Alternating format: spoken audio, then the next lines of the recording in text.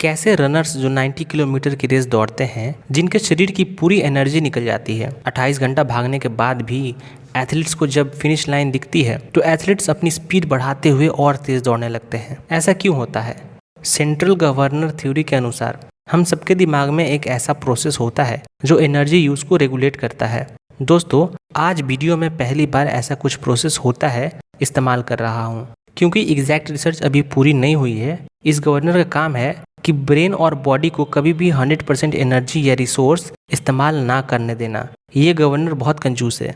ये कभी भी नहीं चाहता कि हम अपनी एनर्जी खत्म कर दें, अपना शरीर ओवर यूज करके तोड़ दें। इसलिए आपको हमेशा सच में थकने से पहले ही थकान महसूस होने लगेगी। आप बिल्कुल सही समझ रहे हो कि अगर हम इस गवर्नर को चकमा दे दें तो हम अपना मेंटल और फिजिकल क्षमता और एंड्योरेंस बढ़ा सकते हैं। जैसे रेस के अंत में एथलीट्स तेज भागने लगते हैं, जैसे डॉक्टर्स जो दिन भर थके होने के बाद भी इमरजेंसी में घंटों ऑपरेशन कर सकते हैं, बिल्कुल वैसे ही हम अपने दिमाग को ज्यादा करने के लिए चकमा दे सकते हैं। सबसे पहले पॉइंट से शुरू करते हैं। जब हम थक जाते हैं तो चेहरा बन जाता है, मुंह टेढ़ा हो जाता है और आईब्रो तन जाती है, जिससे गवर्नर को सिग्नल जाता है कि भाई बहुत थक गए, अब पूरी बॉडी में थकान का सिग्नल भेज दो। लेकिन आप मुस्कुराकर गवर्नर को ट्रिक कर सकते हो, फ्रेश और एनर्जेटिक महसूस करा सकते हो। जिन लोगों ने हाईएस्ट लेवल पर मेंटल और फिजिकल स्टैमिना दिखाया है, वो लोग इस बारे में क्या कहते हैं? जो एशर, जो आर्मी रेंजर है, कहते हैं कि रेंजर स्कूल की ट्रेनिंग इतनी कठिन होती थी कि उस समय हर हफ्ते अच्छे अच्छे कैंडिडेट्स कैंप छोड़कर चले जाते। अगर मैं ट्रेनिंग के हर दिन हंस सकता था तो मुझे विश्वास होता था कि मैं पास कर जाऊंगा। उसी तरह जेम्स वाटर, जो नेवी सील के प्लाटून कमांडर हैं, सेम बात कहते हैं। बर्ड्स की ट्रेनिंग बहुत कठिन होती है। कई बार रात भर ठंड में समुद्र में खड़े रहना पड़ता है, पैर गल जाते हैं। मैं और मेरा दोस्त अपनी बुरी हालत पर जोर जोर से हंसते थे और उसी कारण हेल वॉक पूरा कर पाए। अगर आपको कठिन समय झेलना है तो अपने चैलेंज पर, अपनी कठिनाई पर हंसना आना चाहिए। चाहे वो लड़ाई का मैदान हो या बीमारी का बिस्तर या बिजनेस का मार्केट या क्रिकेट का मैदान, हमेशा अपनी कठिनाई पर हंसने का जज्बा होना चाहिए। और इस चीज के ऊपर कई रिसर्च है कि ह्यूमर यानी मजाक करने से डेंजरस सिचुएशन में भी स्ट्रेस कम हो जाता है और हिम्मत बढ़ जाता है।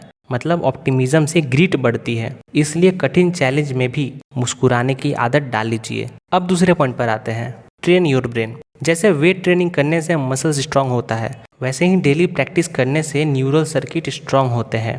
जब हम कहते हैं कि काम बोरिंग है, तब हमारे दिमाग में बैठा गवर्नर हमसे कहता है कि भाई ब्रेक ले लो, मुझे एनर्जी बचानी है। इसका सोल्यूशन ये है कि जब भी आप सीरियस वर्क कर रहे हैं तो थकने के बाद बस 5 मिनट और काम करो, फिर अगली बार 10 मिनट। और यही चीज कार्ल न्यूपोर्ट अपनी किताब डीप वर्क में कहते हैं कि हर दिन अपने कंसंट्रेशन को पुश करने से ब्रेन का स्टैमिना बढ़ता है। अब तीसरे पॉइंट की बात करते हैं, परसेप्शन बीट्स रियलिटी। जब भी हम लाइब्रेरी या ऑफिस में होते हैं तो हमारा काम करने की कैपेसिटी बढ़ जाती है, खासकर जब डेडलाइन सर पर हो। इसको साइंटिफिक कम्युनिटी में परसीव्ड एक्सर्शन कहते हैं, क्योंकि हमारा शरीर हमारे एनवायरनमेंट से संकेत ढूंढता रहता है। जब आपके आसपास सब काम कर रहे होते हैं, तब गवर्नर को एनवायरनमेंट से सिग्नल जाता है कि अभी एनर्जी खर्च करना नॉर्मल बात है, सब कर रहे हैं। इसलिए एनर्जेटिक लोगों के आसपास थकावट कम महसूस होती है, क्योंकि अभी परसीव्ड एक्सर्शन कम है। इसी के उलट अगर आप पूरे कंसंट्रेशन से काम कर रहे हो और घड़ी पर ध्यान चला जाए और आपको पता चले कि 3 घंटे हो चुके हैं, तो आपको तत्काल थकान महसूस होने लगेगी,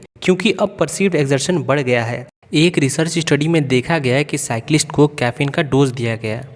प्रोफेशनल साइक्लिस्ट जानते थे कि कैफीन से मेटाबॉलिज्म बढ़ता है, जिससे शरीर ज़्यादा एनर्जी खर्च कर सके। जिन साइक्लिस्ट को हाई डोज दिया गया, उन्होंने रेस 3.1 सेकेंड जल्दी पूरी की।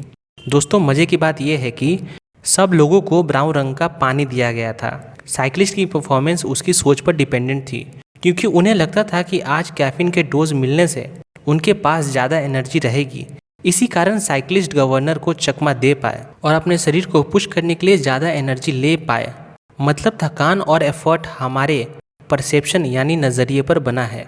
कठिन काम करना बोरिंग है, लेकिन कठिन वीडियो गेम खेलना एक्साइटिंग है। काम फ्रस्ट्रेट करता है और गेम चैलेंज करता है। इसलिए सबसे अच्छा ऑप्शन है कि अपने काम को गेमिफाई कर दीजिए कि दिन के पहले घंटे अगर इतना काम खत्म किया तो मुझे इतने पॉइंट्स मिलेंगे। अगर दिन के इतने बजे तक सारे प्लान टास्क कंप्लीट कर लिया तो फिर एक्स्ट्रा ब्रेक का रिवॉर्ड मिलेगा। Don't break the chain strategy का यूज़ कीजिए। मैं काम को गेमिफाई और डिस्ट्रैक्शन से बचने के लिए पोमोडोरो टेक्निक और प्रोडक्टिव टाइमर चैलेंज का यूज़ करता हूँ। और अगर आप चाहते हैं कि मेरी अगली वीडियो पोमोडोरो टेक्निक और प्रोडक्टिव टाइमर चैलेंज के ऊपर हो तो कमेंट में ज़रूर बताएं, और ये भी बताएं कि ये वीडियो आपको कैसा लगा।